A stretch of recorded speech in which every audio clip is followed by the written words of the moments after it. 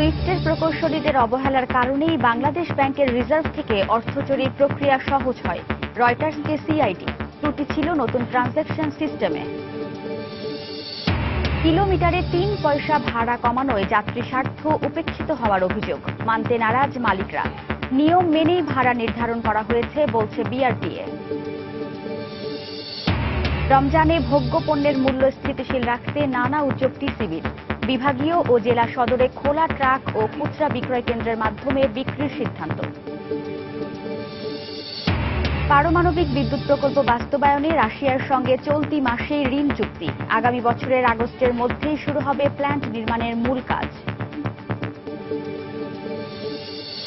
এবং ইউনিয়ন পরিষদ নির্বাচনের সিলেটের সহিংসতা না ঘটায় খুশি সাধারণ মানুষ। প্রার্থীদের নিয়ে বৈঠক ও ভোটারদের পথসভা করাই কারণ বলছে পুলিশ।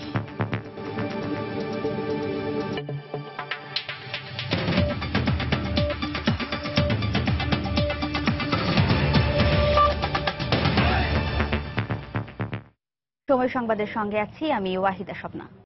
রিজার্ভ চুরির ৩ মাস আগে সুইফটের প্রকৌশলীরা বাংলাদেশ ব্যাংকের সুইফট মেসেঞ্জিং প্ল্যাটফর্মের সঙ্গে নতুন যে ট্রানজ্যাকশন সিস্টেমের সংযোজন দিয়েছিল, সে সিস্টেমই ত্রুটি ছিল বলে সংবাদ মাধ্যম রয়টার্সকে জানিয়েছে সিআইডি। আর এ কারণেই হ্যাকাররা বাংলাদেশ ব্যাংকের রিজার্ভ থেকে সহজেই অর্থ চুরি করতে সক্ষম হয় বলে মনে করে সিআইডি। রয়টার্সকে সিআইডির অতিরিক্ত উপমহাপরিদর্শক শাহ আলম জানান, সুইফটের প্রকৌশলীরা প্রথমবারের মতো রিয়েল টাইম গ্রস সেটেলমেন্ট সিস্টেমের সঙ্গে সুইফটের নেটওয়ার্ক সংযুক্ত করে যায়, যেখানে বেশ কিছু লুপ হোল খুঁজে পাওয়ার কথা জানিয়েছে সিআইডি। এ বিষয়ে বাংলাদেশ ব্যাংকের এক কর্মকর্তা রয়টার্সকে জানান, এই সিস্টেম সংযোজনের সময় যে নিরাপত্তা ব্যবস্থা সুইফটের পক্ষ থেকে নিতে বলা হয়েছিল, প্রকৌশলীরা তা অনুসরণ করেননি। এমনকি নতুন প্ল্যাটফর্মের সাইবার নিরাপত্তার জন্য কোনো ফায়ার ওয়াল ছিল না বলেও জানিয়েছে সিআইডি।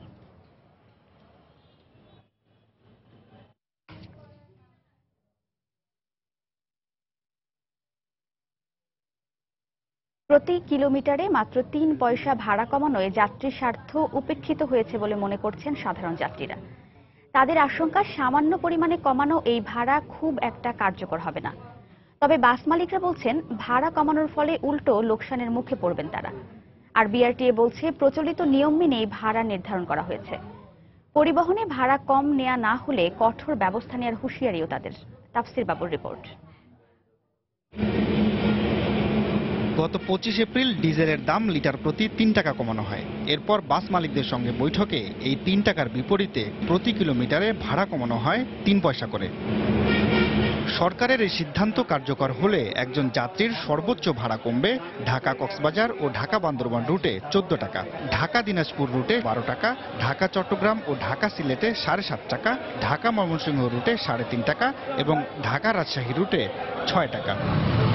ভাড়া নির্ধারণের পদ্ধতিকে ত্রুটিপূর্ণ বলছে যাত্রী কল্যাণ সমিতি। আর সাধারণ যাত্রীরা বলছেন, ডিজেলের দাম আরো কমিয়ে ভাড়া নির্ধারণ করা হলে তাদের বেশি উপকার হতো। পেট্রোলের দামটা বাড়ায়, ডিজেলের দামটা কমান ভালো হইতো, তাহলে গাড়ি ভাড়া আরো কমতো। ৪-৫ টাকা কম হয়তো আমাদের কোনো ফ্যাসিলিটি নেই। মিনিমাম যদি ৫০ টাকা কমতো তাহলে আমাদের একটু সুবিধা হইতো। ভাড়া নির্ধারণের প্রক্রিয়াতে মালিক শ্রমিকদেরই থাকেন এবং সরকারের যারা আমলারা থাকেন তারা কিন্তু গণপরিবহন ব্যবহার করেন না। এই কারণে বরাবরই যাত্রী স্বার্থ উপেক্ষিত হয় এবং মালিকদের স্বার্থ সংরক্ষণ করা হয়। তবে পরিবহন মালিকদের এই নেতা বলছেন, ভাড়া কমানোর সরকারি সিদ্ধান্তে ক্ষতির মুখেই পড়বেন তারা। ঢাকা সিলেট রোডের দূরত্ব হলো ২৫০ কিলোমিটার। ৩ টাকা করে তেলের দাম কমানোর ফলে আয় হচ্ছে ২২৫ টাকা, আর ৩ পয়সা কমালে আমাদের যাচ্ছে ৩০০ টাকা। তাহলে আমরা এখানে ৭৫ টাকা পার সিঙ্গেল লস করছি। এদিকে বিআরটিএ বলছে, নতুন ভাড়া কার্যকর করা হলো কিনা তার তদারকি করবেন তারা। আমরা তো যে টাকা ভাড়া নির্ধারণ করবো সেইটাই মেনে চলা হবে, এটি হলো আমাদের তত্ত্ব।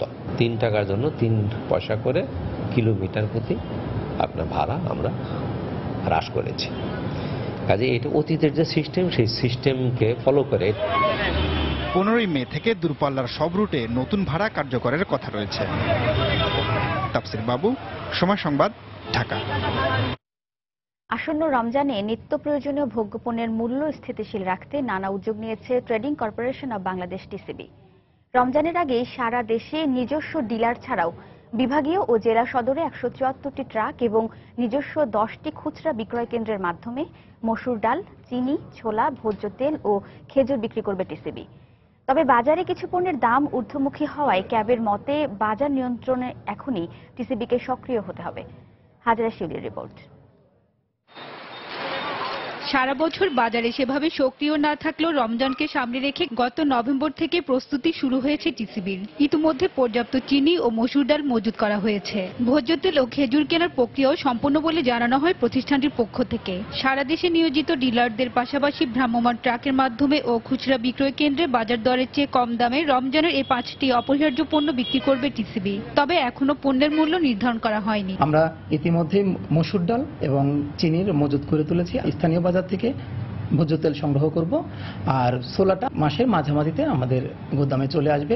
স্থানীয় বাজার থেকে আমরা খেজুরটা সংগ্রহ করে ডিলারদের মাধ্যমে দিব। সারা দেশে আমাদের 2952 জন ডিলার আছে। ডিলারের মাধ্যমে এবং 174টি খোলা ট্রাক ও 10টি নিজস্ব খুচরা বিক্রয় কেন্দ্রের মাধ্যমে আমাদের এই পণ্য বিক্রি করব।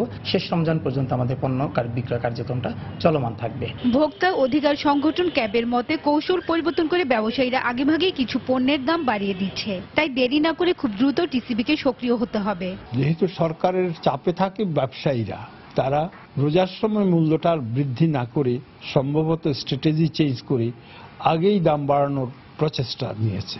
কয়েকটা পণ্যের যেগুলির মূল্য রোজার সময় খুব বাড়ে, চাহিদার বা রোজার সময় বাড়ে একটু ঊর্ধ্বমুখী আমরা মনে করি। তা হলো টিসিবি যে মজুদ গড়ে তুলেছে সেই মজুদটা নিয়ে বাজারের যে ইন্টারভেনশন, যে বাজারে যে হস্তক্ষেপ, তা একটু আগে করতে হবে। টিসিবির পণ্য খোলা বাজারে বিক্রি রোধে মাঠ পর্যায়ে স্থানীয় প্রশাসনকে নজরদারি পরামর্শ দিয়েছেন বাজার বিশ্লেষকরা। এছাড়া শুধু রমজানের আগে নয়, বাজার নিয়ন্ত্রণে টিসিবিকে সারা বছরই বাণিজ্যিক ভিত্তিতে পরিচালনার আহ্বান জানিয়েছেন সংশ্লিষ্টরা। হাজারা শিউলি, সময় সংবাদ, ঢাকা। মানবতাবিরোধী অপরাধের দায়ে মৃত্যুদণ্ডাদেশ পাওয়া জামায়াত নেতা মতিউর রহমান নিজামীর পূর্ণাঙ্গ রায় প্রকাশ হতে পারে আজ। এই মুহূর্তে আদালত প্রাঙ্গণে আছেন রিপোর্টার আফজাল হোসেন। আমরা সরাসরি চলে যাচ্ছি তার কাছে। আফজাল। স্বপ্না, গত বৃহস্পতিবার মানবতাবিরোধী অপরাধ মামলার যে আলবদর নেতা মতিউর রহমান নিজামীর রিভিউ আবেদনটি খারিজ হওয়ার পরে মূলত এখন অপেক্ষা শুধুমাত্র সেই রিভিউয়ের পূর্ণাঙ্গ রায়টি কখন বের হয়। তো আমরা সুপ্রিম কোর্টের রেজিস্ট্রার দপ্তর থেকে যতটুকু জানার চেষ্টা করেছি, তারা যেটি বলছে যে খসড়া রায়টি এরই মধ্যে লেখা সম্পূর্ণ হয়েছে। এখন শুধুমাত্র যদি খসড়া রায়ে যদি কোনো ভুল ত্রুটি থেকে থাকে সেগুলো সংশোধনের প্রক্রিয়া চলছে, এবং এই সংশোধনের পরে মূলত যে আপিল বিভাগের 4 সদস্যের বেঞ্চ, যে 4 সদস্যের বেঞ্চ মতিউর রহমান নিজামীর রিভিউ আবেদনটি খারিজ করেছেন, সেই 4 সদস্যের বেঞ্চের সিনিয়রিটির ভিত্তিতে মূলত এই রায়ে স্বাক্ষর করবেন, এবং স্বাক্ষর করার পরেই মূলত এই রিভিউ খারিজের পূর্ণাঙ্গ রায়টি আনুষ্ঠানিকভাবে বের করা মানে প্রকাশ করা হবে। যদিও প্রকাশের মাধ্যম হিসেবে আমরা দেখেছি এর আগে মূলত সুপ্রিম কোর্টের ওয়েবসাইটে এই পূর্ণাঙ্গ রায়টি প্রকাশ করা হয়ে থাকে, এবং সুপ্রিম কোর্টের রেজিস্ট্রার দপ্তর থেকে সেটি আমাদেরকে জানিয়েছেন। এবং সেই হিসাবে বলা চলে যে আজকের দিকে, অর্থাৎ শেষ দুপুরের পরে এই রায়টি প্রকাশ হতে পারে বলে আমরা জানতে পেরেছি। এবং যদিও এটি প্রধান বিচারপতির এখতিয়ার, তিনি কখন এটি প্রকাশ করবেন এবং কখন এই রায়টি আসলে পূর্ণাঙ্গ আকারে ওয়েবসাইটে তুলে দেওয়া হবে। তো এর আগে গত বৃহস্পতিবার আলবদর নেতা মতিউর রহমান নিজামীর 3টি অপরাধে ফাঁসির দণ্ড বহাল রেখে মতিউর রহমান নিজামীর রিভিউ আবেদনটি খারিজ করে দিয়েছিলেন, এবং আরও 2টি অভিযোগে মতিউর রহমান নিজামীর যাবজ্জীবন কারাদণ্ড বহাল রেখেছে। এখন আসলে ফাঁসি কার্যকরের জন্য শুধুমাত্র অপেক্ষা এই রিভিউয়ের পূর্ণাঙ্গ রায় প্রকাশের দিকে। এবং কারা কর্তৃপক্ষ থেকে আমরা যতটুকু জানতে পেরেছি যে মতিউর রহমান নিজামীকে গতকাল রাতেই কাশিমপুর কারাগার থেকে ঢাকা কেন্দ্রীয় কারাগারের কন্ডেম সেলে রাখা হয়েছে, যে কন্ডেম সেলে মূলত ফাঁসির দণ্ডপ্রাপ্ত আসামিদের রাখা হয়। এবং কারা সূত্র থেকে আরও জানিয়েছে তারা আসলে অপেক্ষা করছেন যে এই রিভিউর রায়টি কখন প্রকাশিত হয়, এবং প্রকাশের পরে মৃত্যুদণ্ড কার্যকরের বিষয়ে পরবর্তী পদক্ষেপ নেওয়া হবে। তো এখন আমরা সুপ্রিম কোর্টে আছি এবং সুপ্রিম কোর্টের প্রশাসনের সাথে সর্বক্ষণিক যোগাযোগ রাখার চেষ্টা করছি যে কখন রায়টি প্রকাশিত হয়। তবে আজকে রায় প্রকাশের একটি সম্ভাবনা আছে বলে সুপ্রিম কোর্টের দপ্তর থেকে আমাদেরকে যতটুকু জানিয়েছিলেন। তো এই ছিল আসলে সর্বশেষ খবর সুপ্রিম কোর্ট থেকে মতিউর রহমান নিজামীর রিভিউ খারিজের পূর্ণাঙ্গ রায় প্রকাশের বিষয়টি নিয়ে। স্বপ্না। দর্শক, মানবতাবিরোধী অপরাধের দায়ে মৃত্যুদণ্ডাদেশ পাওয়া জামায়াত নেতা মতিউর রহমান নিজামীর পূর্ণাঙ্গ রায় প্রকাশ হতে পারে আজ। আর এই বিষয়ে আমাদের সাথে কথা বলতে সরাসরি যোগ দিয়েছিলেন, সরাসরি জানাচ্ছিলেন এই বিষয়ে সবশেষ আফজাল হোসেন। এদিকে ৭১-এ মানবতা বিরোধী অপরাধে মৃত্যুদণ্ডপ্রাপ্ত জামায়াত নেতা মতিউর রহমান নিজামীকে গাজীপুরের কাশিমপুর কারাগার থেকে ঢাকা কেন্দ্রীয় কারাগারে নিয়ে আসা হয়েছে। গতরাত 10:30টার দিকে কাশিমপুর কারাগার থেকে সাদা একটি মাইক্রোবাসে করে নিজামীকে নিয়ে ঢাকায় রওনা দেয় পুলিশ। রাত 11:50 তাকে কেন্দ্রীয় কারাগারে নিয়ে আসা হয়। এ সময় কারাগারের চারপাশে নিরাপত্তা জোরদার করা হয়। নিরাপত্তা প্রহরীর পাশাপাশি অতিরিক্ত পুলিশও মোতায়েন করা হয়।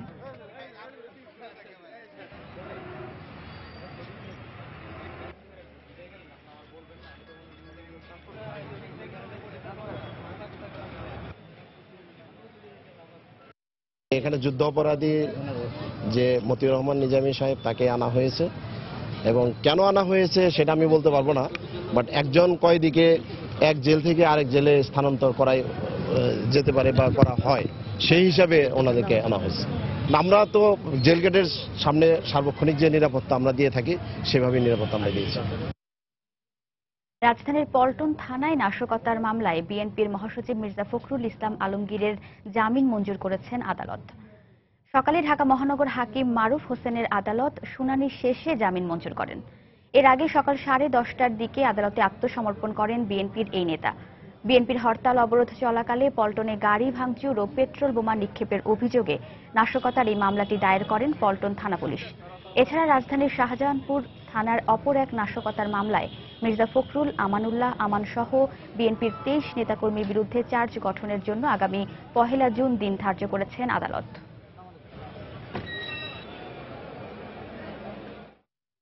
সময় সংবাদে আরো থাকছে। রাজধানীতে স্ত্রীকে নিতে এসে শ্বশুরবাড়ির লোকজনের মারধরে একজন নিহত। জড়িত অভিযোগে 3 জনকে আটক করেছে পুলিশ। এবং কথা মতো কাজ করতে না পারায় গাইবান্ধায় গরম পানিতে চুবিয়ে এক গৃহকর্মীকে অমানসিক নির্যাতন, যন্ত্রণায় কাতরাচ্ছে হাসপাতাল। প্রধানমন্ত্রী শেখ হাসিনার সভাপতিত্বে সচিবালয়ে চলছে মন্ত্রিসভার নিয়মিত সাপ্তাহিক বৈঠক। সকাল 10টায় শুরু হয় এই বৈঠক। এতে যোগ দিয়েছেন অর্থমন্ত্রী আবুল মাল আব্দুল মুহিত, বাণিজ্যমন্ত্রী তোফায়েল আহমেদ, কৃষিমন্ত্রী বেগম মতিয়া চৌধুরী সহ মন্ত্রিসভার সদস্যরা। আজকের বৈঠকে বেশ কিছু গুরুত্বপূর্ণ সিদ্ধান্ত হতে পারে বলে সংশ্লিষ্ট সূত্রে জানা গেছে। বৈঠক শেষে মন্ত্রী পরিষদ সচিব মোহাম্মদ শফিউল আলমের ব্রিফ করার কথা রয়েছে।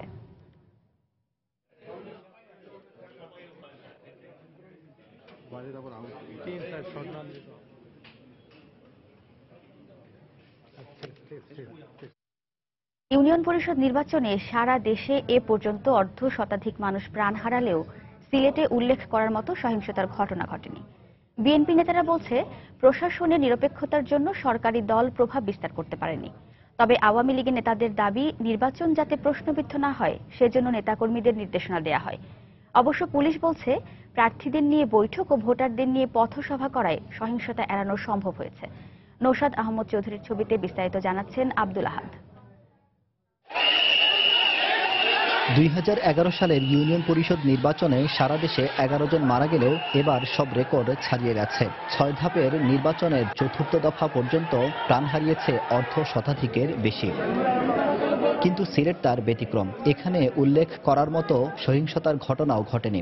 আওয়ামী লীগের বিদ্রোহী প্রার্থীদের মতে নৌকা প্রতীকের বিজয় নিশ্চিত করতে দলের নেতারা প্রভাব বিস্তারের চেষ্টা করেননি। আর বিএনপির বিজয়ী চেয়ারম্যান বলছেন, আইনশৃঙ্খলা বাহিনীর কঠোর অবস্থানে থাকায় অনিয়ম হয়নি। আওয়ামী লীগের নেতৃবৃন্দরা যারা আছেন, বিশেষ করে তারা চেয়েছেন জনগণ, যে ইউনিয়নের জনগণ যাকে ভোট দিয়ে পাশ করবে সে পাশ হবে। প্রশাসন যদি ভূমিকা না রাখতো তাহলে অনেক গন্ডগোল হতো, অনেক মারামারি হতো। জেলা বিএনপির এ নেতার মতে, সম্প্রতি প্রশাসনের নিরপেক্ষতা ও গণমাধ্যমের কার্যকর ভূমিকার কারণে সুষ্ঠু নির্বাচন সম্ভব হয়েছে। আর আওয়ামী লীগের এ নেতার দাবি, নির্বাচন যাতে প্রশ্নবিদ্ধ না হয় সে ব্যাপারে নেতাকর্মীদের নির্দেশনা দেয়া হয়। ইলেকট্রনিক্স মিডিয়া অত্যন্ত সক্রিয় ছিল, যার কারণে দুষ্কৃতিকারীরা তেমন কোনো ভূমিকা রাখতে পারে। আগামী নির্বাচনেও অত্যন্ত সুষ্ঠুভাবেই হবে, এটা আমরা দৃঢ়ভাবে বিশ্বাস করি, কারণ আমাদের ইনস্ট্রাকশন আছে যে কোনো অবস্থাতেই কোনো সহিংসতায় অংশগ্রহণ করা যাবে না। আর সিলেট পুলিশ সুপারের মতে, প্রার্থীদের সাথে বৈঠকের পাশাপাশি কেন্দ্রে ফলাফল ঘোষণার বিষয়টি নিশ্চিত করায় কোনো সংঘর্ষের ঘটনা ঘটেনি। আমরা প্রত্যেকটা নির্বাচনী এলাকার যে বড় বড় বাজার, সেইখানে আমরা পথসভা করেছি। আর সবচেয়ে বড় প্রভাব আমি বলবো, কোনো রাজনৈতিক দল বা কারো থেকে এরকম কোনো অনৈতিক প্রস্তাব বা প্রভাব আমরা পাইনি, যে কারণে আমরাও খুব স্বাধীনভাবে কাজ করতে পারছি। চতুর্থ দফা ইউনিয়ন নির্বাচনে সিলেটের 3 উপজেলার 24টি ইউনিয়নে বিএনপির 9 জন, স্বতন্ত্র 8 জন ও আওয়ামী লীগের 7 জন প্রার্থী চেয়ারম্যান নির্বাচিত হয়েছেন। আব্দুল আহাদ, সময় সংবাদ, সিলেট। দীর্ঘ 6 বছর পর অনুষ্ঠিত ফ্রান্স আওয়ামী লীগের সম্মেলন কর্মী সমর্থকদের সংঘর্ষে পণ্ড হয়ে গেছে। রোববার সকাল 11টায় সম্মেলন শুরুর কথা থাকলেও দিনভর রুদ্ধদ্বার বৈঠক ও নানা নাটকীয়তায় তা বিকেল 5টায় শুরু হয়। সম্মেলন শুরুর 20 মিনিটের মধ্যেই কর্মী সমর্থকেরা সংঘর্ষে জড়িয়ে পড়ে। এ সময় ধাওয়া পাল্টা ধাওয়ার ঘটনাও ঘটে। এতে সাংগঠনিক সম্পাদক আকরাম খান, জিটিভির ফ্রান্স প্রতিনিধি নয়ন মামুন সহ অন্তত 10 জন আহত হন। পরে পুলিশের হস্তক্ষেপে পরিস্থিতি নিয়ন্ত্রণে আসে। সংঘর্ষের ঘটনায় 3 জনকে গ্রেফতার করেছে পুলিশ। ফ্রান্স আওয়ামী লীগের কয়েকজন নেতা জানান, নতুন কমিটি ঘোষণা নিয়ে কর্মীদের মধ্যে মতানৈক্য ছিল। তবে সংঘর্ষের জন্য বিএনপি জামায়াতের এজেন্টদের দায়ী করছেন তারা। পরে সংবাদ সম্মেলনে নতুন কমিটি ঘোষণা করা হয়।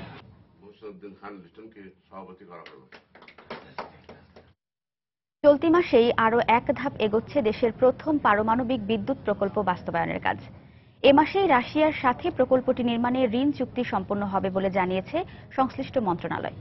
আগামী বছর আগস্টের মধ্যেই প্ল্যান্ট নির্মাণের মূল কাজ শুরু হবে বলে জানিয়ে কর্তৃপক্ষ বলছে, নির্ধারিত সময়ে স্বল্প মূল্যের বিদ্যুৎ উৎপাদন শুরু হবে প্ল্যান্টটি থেকে।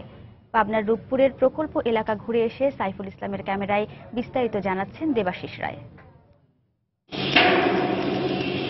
পাবনা শহরের অদূরে ঈশ্বরদী উপজেলার রূপপুরের এই মাটিতে ধাপে ধাপে এগিয়ে চলেছে দেশের প্রথম পারমাণবিক বিদ্যুৎ কেন্দ্রের কাজ। প্রকল্পটির মূল নির্মাণ কাজ শুরু হতে এখনো বাকি প্রায় বছর খানেক, কিন্তু বিশেষায়িত এই প্ল্যান্ট গড়ে তুলতে প্রাথমিক কাজে গিয়েছে প্রায় 80% উপর। তৃতীয় প্রজন্মের অত্যাধুনিক রিঅ্যাক্টর ব্যবহার করে 2টি ইউনিটে 2400 মেগাওয়াট বিদ্যুৎ পেতে 5 স্তরের নিরাপত্তা ব্যবস্থা নিশ্চিত করার কথা জানিয়েছে রুশ ঠিকাদার প্রতিষ্ঠান অ্যাটম স্ট্র এক্সপোর্ট। সম্প্রতি প্রকল্পটির বর্তমান অবস্থা নিয়ে রূপপুরে অনুষ্ঠিত সভা শেষে স্টিয়ারিং কমিটির সদস্যগণ জানান, নির্ধারিত সময়েই উৎপাদনে আসবে প্ল্যান্টটি।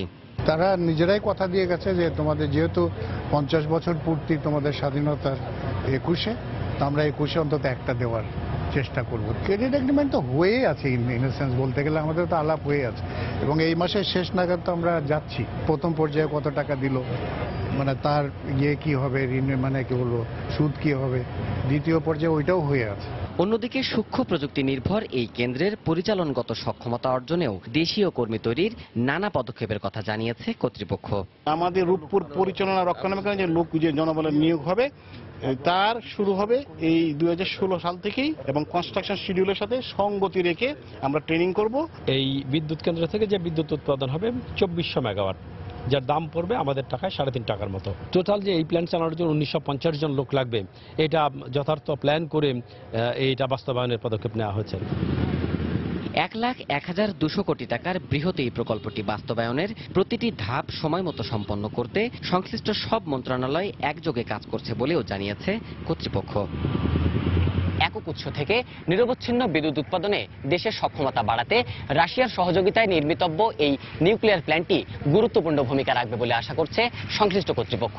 পাশাপাশি বিশ্লেষকরা এও বলছেন, সক্ষমতা শুধু উৎপাদনে নয়, সক্ষমতা বাড়াতে হবে সংবেদনশীল এই প্ল্যান্টটি পরিচালনার ক্ষেত্রেও। দেবাশিস রায়, সময় সংবাদ, রূপপুর পারমাণবিক বিদ্যুৎ প্রকল্প এলাকা, পাবনা। সময় সংবাদে আরো থাকছে, ফেসবুকের মাধ্যমে সরকারি ও বেসরকারি দপ্তরের নাগরিক সুবিধা পাচ্ছেন বরিশালের মানুষ। ধারণাটি সারা দেশে বাস্তবায়নের চিন্তা ভাবনা। সাতক্ষীরায় সড়ক দুর্ঘটনায় মা ও মেয়ে সহ 3 জন নিহত হয়েছেন। এ ঘটনায় আহত হয়েছেন আরও 2 জন। সকালে সাতক্ষীরা যশোর মহাসড়কের ছড়ঘড়িয়া এলাকায় এ দুর্ঘটনা ঘটে। পুলিশ ও প্রত্যক্ষদর্শীরা জানায়, যাত্রীবাহী একটি স্কুটার সাতক্ষীরার দিকে যাচ্ছিল। এটি ঘটনাস্থলে পৌঁছালে পেছন থেকে আসা সাতক্ষীরাগামী বাস একে ট্রাভেল স্কুটারটিকে চাপা দেয়। এতে ঘটনাস্থলেই মা শাহিদা খাতুন ও মেয়ে সালমা খাতুন নিহত হন। এ সময় স্কুটারের চালক সহ অপর 3 যাত্রী গুরুতর আহত হন। তাদের হাসপাতালে নেওয়া হলে আরও 1 জন মারা যায়। এ ঘটনার প্রতিবাদে এলাকাবাসী মহাসড়ক অবরোধ করে বিক্ষোভ করেন। পুলিশ ঘটনাস্থলে পৌঁছে পরিস্থিতি নিয়ন্ত্রণে আনে।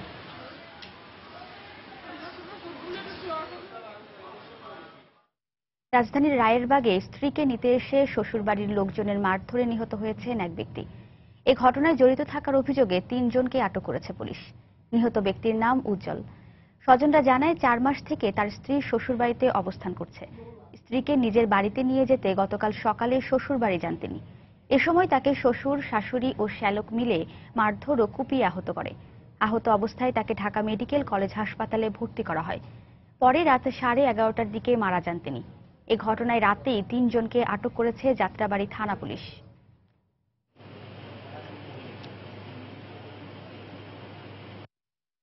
শ্বশুরের সাথে ঝগড়া লাগে, পরে হাতাহাতি হয়। মামি ধরছে, মামির মা ধরছে, আমার মামার শ্বশুর আর শ্বশুর তার শালা গোবাইছে দুজন। বউ নিয়ে গেছিল 4 মাস ধরে, 4 মাস ধরে বউ নিয়েছে, মতন বউ আনতে গেছিল, আনতে গেছে আরেকদিন দেয় নাই, সেদিন তো মারামারি হয়েছে। কথা মতো কাজ করতে না পারায় গরম পানিতে চুবিয়ে পুড়িয়ে দেয়া হয়েছে হাতের কবজি। মাথায় রয়েছে একাধিক আঘাতের চিহ্ন, ভেঙে দেয়া হয়েছে 2টি দাঁতও। মা হারা 13 বছরের এক শিশু গৃহকর্মীকে এমন অমানবিক নির্যাতনের অভিযোগ উঠেছে।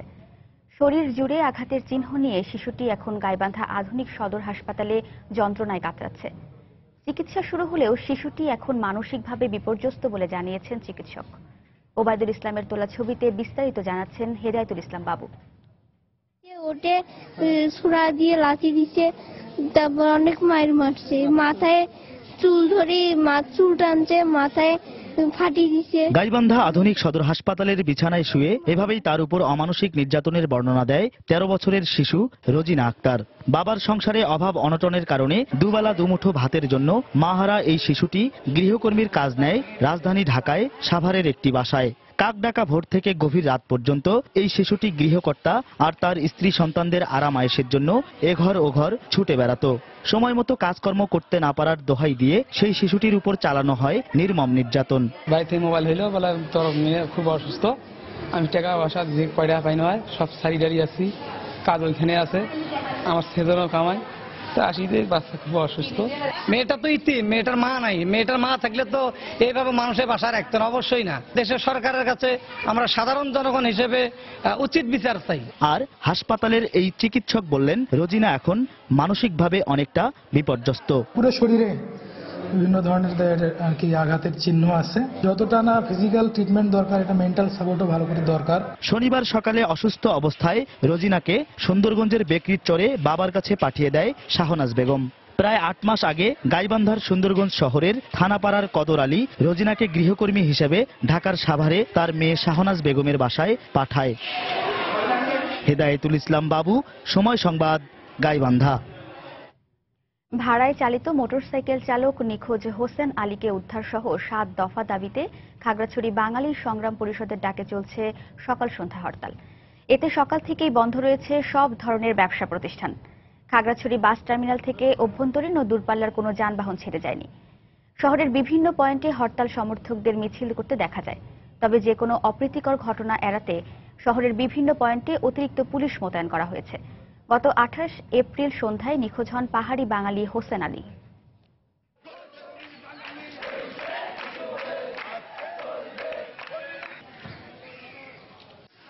সাতক্ষীরার আশাশুনিতে কপোতাক্ষ নদের বেড়িবাঁধ ভেঙে প্লাবিত হয়েছে 6টি গ্রাম।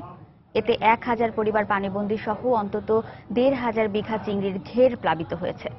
গতকাল ভোরে উপজেলার প্রতাপনগর ইউনিয়নের কোলা গ্রামের 4 নম্বর পোল্যান্ডের কাছে কপোতাক্ষ নদের প্রায় 200 ফুট বেড়িবাঁধ ভেঙে যায়। এতে প্রতাপনগর ইউনিয়নের কোলা হিজলিয়া ও শ্রীউলা ইউনিয়নের মারিয়ালা, হাজরাখালী, লাঙ্গলদারি এবং কালিমাখালী গ্রাম প্লাবিত হয়। লোকালয়ে পানি ঢুকে পড়ায় প্লাবিত হয়েছে বিস্তীর্ণ এলাকার ঘরবাড়ি, ফসলি জমি ও চিংড়ির ক্ষেত। এদিকে ক্ষতিগ্রস্ত বেড়িবাঁধটি দ্রুত সংস্কারের আশ্বাস দিয়েছে পানি উন্নয়ন বোর্ড।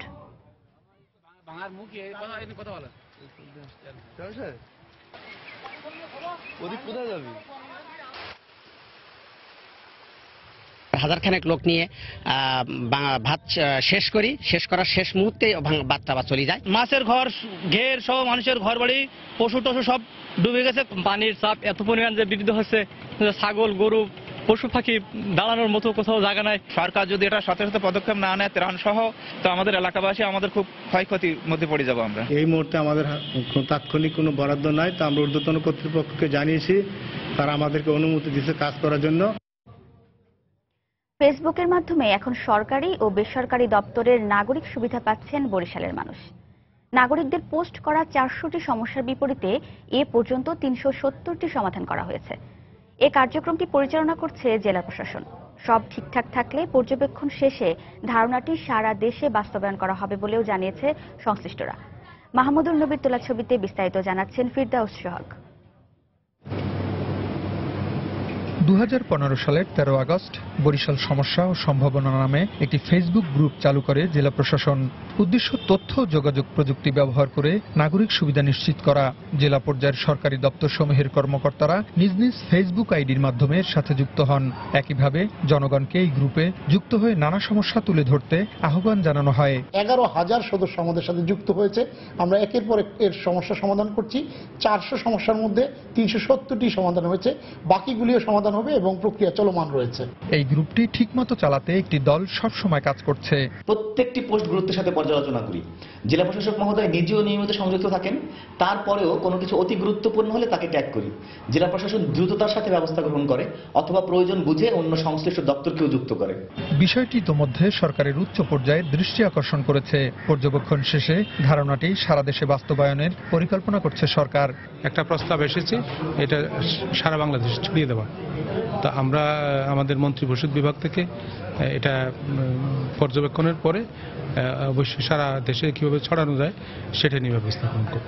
দখলকৃত খাল কিংবা হারিয়ে যাওয়া ছেলে উদ্ধার, বিপজ্জনকভাবে বিদ্যুতের ঝুলে থাকা তার ঠিক করা সহ নানা সমস্যার সমাধান হচ্ছে এখন ফেসবুকে। ফেসবুকের মাধ্যমে সমস্যা উপস্থাপনে জনসাধারণের সময় খরচ লাগছে খুব কম, তাই বিষয়টি দ্রুত জনপ্রিয় হচ্ছে। তবে এটি নিয়ে প্রয়োজন ব্যাপক গবেষণা, তাহলে জনসাধারণ আরো বেশি নাগরিক সেবা পাবেন। সরকার, প্রশাসন ও জনসাধারণের মধ্যে তৈরি হবে আস্থার সম্পর্ক, এমনটাই ধারণা বিশেষজ্ঞদের। ফেরদাউস সোহাগ, সময় সংবাদ, বরিশাল। গত কয়েক বছর ধরে গ্রীষ্মকালে টমেটো আবাদ করে লাভবান হচ্ছেন দিনাজপুরের কৃষকরা। এবছরও ফলন ভালো হওয়ায় দামও ভালো পাচ্ছেন তারা। প্রতি কেজি টমেটো বিক্রি হচ্ছে 15 থেকে 20 টাকা দরে। গোলাম নবী দুলালের তথ্য ও মনজিদ আলম শিমুলের পাঠানো ছবি নিয়ে ডেস্ক রিপোর্ট। একসময় শীতকালীন সবজি হিসেবে পরিচিতি পেলেও এখন বছর জুড়ে চাষ হচ্ছে টমেটো। দিনাজপুরে বেশ কয়েক বছর ধরে গ্রীষ্মকালে নাবি জাতীয় টমেটো আবাদ করছেন কৃষকরা। ফলনও হচ্ছে ভালো। দিনাজপুরে ফেব্রুয়ারি মার্চ পর্যন্ত আবহাওয়া ঠান্ডা থাকায় কিছুটা দেরিতে টমেটো আবাদ করা হয়, আর এতে ভালো ফলাফল পাচ্ছেন কৃষকরাও। প্রতি মৌসুমে কাউড়া, গাবুড়া ও পাঁচবাড়ি বাজারে বিপুল পরিমাণ টমেটো বেচাকেনা হয়। ট্রাকে করে এসব টমেটো পৌঁছে যায় ঢাকা, চট্টগ্রাম, কুমিল্লা, মানিকগঞ্জ, সিলেট, ময়মনসিংহ সহ দেশের বিভিন্ন এলাকায়। 48 শতক জমি হিসেবে 2 বিঘা লাগাইছি, অর্থাৎ 100 শতক, এবং ফলন খুবই ভালো। যে বাজার পাইছি ওতে মোটামুটি ভালো লাভ আছে। গাবুরা মাস্তান বাজারে বেচতেছি, ডেলি দিন আনতেছি ভ্যানে করে। 7 মণ, 8 মণ, 10 মণ যেদিন যেমন হয়। চলতি মৌসুমে দিনাজপুরের বাজারগুলো থেকে টমেটো কিনতে ভিড় করছেন বিভিন্ন অঞ্চলের ব্যবসায়ীরা। আইসি রাজবাড়ী থেকে, আমরা মাল পাঠাই ঢাকা, চিটাং, সিলেট, নিমশিয়া। 600 টাকা 620 টাকা কিনতে আছি, ডেলি 50 গাড়ি 40 গাড়ি মাল ঢাকা আমদানি দিতেছি, রপ্তানি করতেছি আর কি। আমাদের স্থানীয় কৃষকরা যেমনি লাভবান, আর এই ব্যাপারীরাও ঠিক সেই রকমই লাভবান। 1 বিঘা জমিতে টমেটো আবাদ করে প্রায় 30 থেকে 35 হাজার টাকা লাভ হয় বলে জানান কৃষি কর্মকর্তা। চাষিরা 10 টাকা থেকে 20 টাকা, আগামী যেগুলো উঠিয়েছিলেন এগুলো 20 টাকা কেজি দরে পেয়েছেন। এখনো টমেটোর বাজার বেশ ভালো মূল্যে তারা টমেটো বিক্রি করছে। দিনাজপুরে এবছর 2844 হেক্টর জমিতে টমেটো আবাদ করা হয়েছে, আর উৎপাদন হয়েছে প্রায় 1,13,760 টন। সময় সংবাদ, দিনাজপুর। বাউল, ভাটিয়ালি, জারিসারি বা লালন গীতির অন্যতম অনুষঙ্গ দোতারা। সেই প্রাচীনকাল থেকেই লোকজ বাদ্যযন্ত্র হিসেবে পরিচিতি লাভ করেছে দেশীয় এই যন্ত্রটি। সময়ের বিবর্তনে দোতারার বাজার নষ্ট হলেও এখনো কেউ কেউ সুরের এই অনন্য জাদুকরী যন্ত্রটি আগলে রেখেছেন। কারো কারো জীবনের চাকা ঘুরে এই যন্ত্রের সুরে সুরে। তেমনি একজন রংপুরের আতাউর রহমান মণ্ডল। দোতারা কারিগর এই মানুষটি তার সহধর্মিণীকে সঙ্গে নিয়ে দেশের নানা প্রান্তরে পৌঁছে দিচ্ছেন এই যন্ত্রটি। বিস্তারিত থাকছে হেদায়েতুল ইসলাম বাবুর রিপোর্টে। ছবি তুলেছেন ওবায়দুল ইসলাম।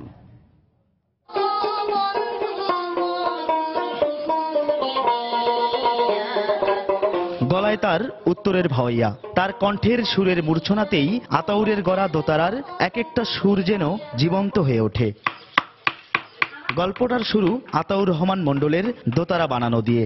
সেই যৌবনে শখের বসে দোতারার তারে হাত দিয়েছিলেন আতাউর। সুরের প্রতি সেই ভালোবাসাকে একসময় তিনি পরিণত করেন জীবন জীবিকার অবলম্বন হিসেবে। তিল তিল করে নিজের বাড়িতেই গড়ে তোলেন দোতারার কারখানা। এই দোতারার খুব মধুর মিষ্টি সুর শোনা যায়, তার কারণে যাতে করে এই দোতারাটা, এই সুরটা যেন আমরা ধরে রাখতে পারি প্রাচীন সুর, তার কারণে আমি দোতারা মোটামুটি ভাবে তৈরি করছি। এখানে আমার মনে করেন 500-700 টাকা ইনকাম আসে। এই ইনকাম দিয়ে মনে করো আমাদের সংসার নির্বাহ চলে। এখানে যদি কেউ কোনো বেকার যুবক যদি কাজ শিখতে চায় তাহলে এখানে আসলে আমরা লোক নেব।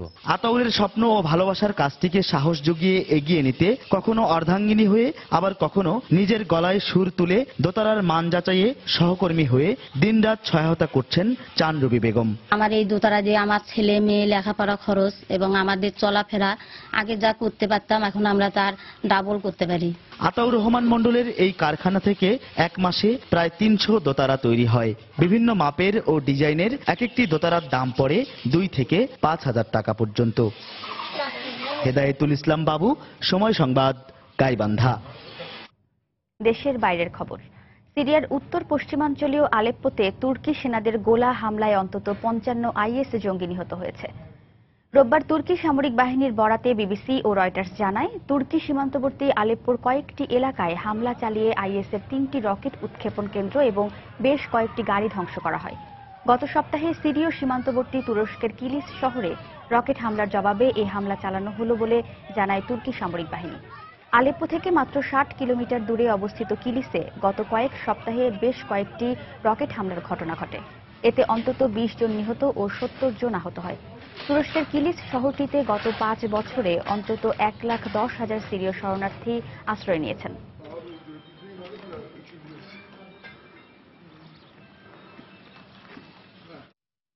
দীর্ঘ বিতর্কের পর অবশেষে গ্রিসের সংসদে পাশ হল কর ব্যবস্থার পুনর্বিন্যাস ও কর্মচারীদের পেনশন সংক্রান্ত বিতর্কিত বিল। নতুন এই আইনের ফলে আয়কর বেড়ে যাওয়ার পাশাপাশি সরকারি চাকুরিজীবীদের অবসরকালীন সর্বোচ্চ ভাতা কমিয়ে আনা হবে। এর ফলে গ্রিসে চলমান অর্থনৈতিক সংকট সমাধানে আন্তর্জাতিক দাতা গোষ্ঠীর কাছে নতুন করে প্রায় 5 কোটি ইউরো আর্থিক সাহায্য চেয়েছে গ্রিস। পার্লামেন্টে নতুন ব্যয় সংকোচন আইন পাশের বিরোধিতা করে রোববারই বিক্ষোভ করে দেশটির জনগণ। প্রায় 15,000 বিক্ষোভকারী এ বিক্ষোভে অংশ নেন। বিক্ষোভ চলাকালে পুলিশের সঙ্গে তাদের সংঘর্ষের ঘটনা ঘটে। বিক্ষোভকারীদের ছত্রভঙ্গ করতে পুলিশ টিয়ার গ্যাস ছুড়ে। এ সময় বেশ কয়েকজন বিক্ষোভকারীকে গ্রেফতার করে দেশটির পুলিশ।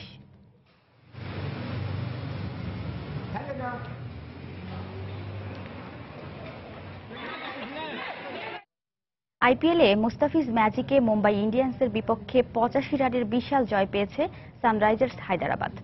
3 ওভারে মাত্র 16 রান দিয়ে মুস্তাফিজ নিয়েছেন 3 উইকেট। এর ফলে 9 ম্যাচে 13 উইকেট নিয়ে সেরা 5 উইকেট শিকারীর তালিকায় মুস্তাফিজ উঠে এসেছেন 3 নম্বরে। দর্শক, চলুন দেখে আসি সেই ম্যাচে কাটার মাস্টারের বোলিংয়ের কিছু অংশ।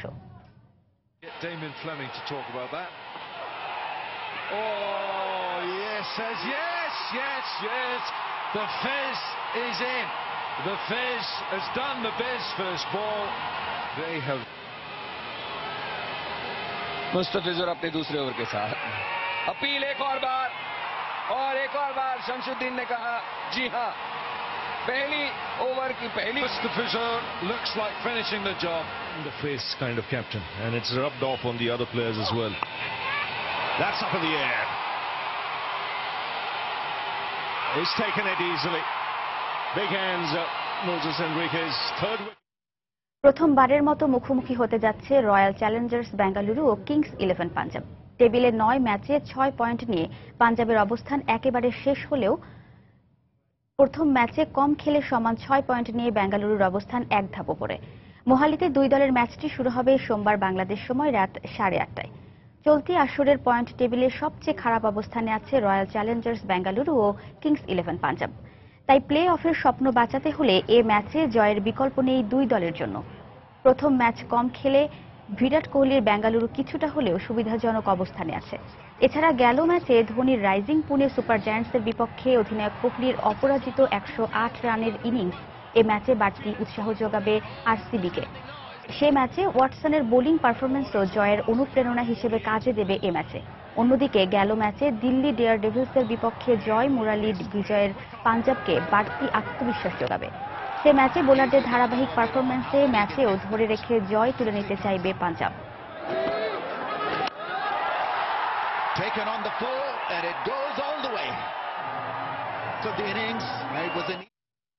এ পর্যায়ে শীর্ষ সংবাদ জানিয়ে দিচ্ছি আরেকবার।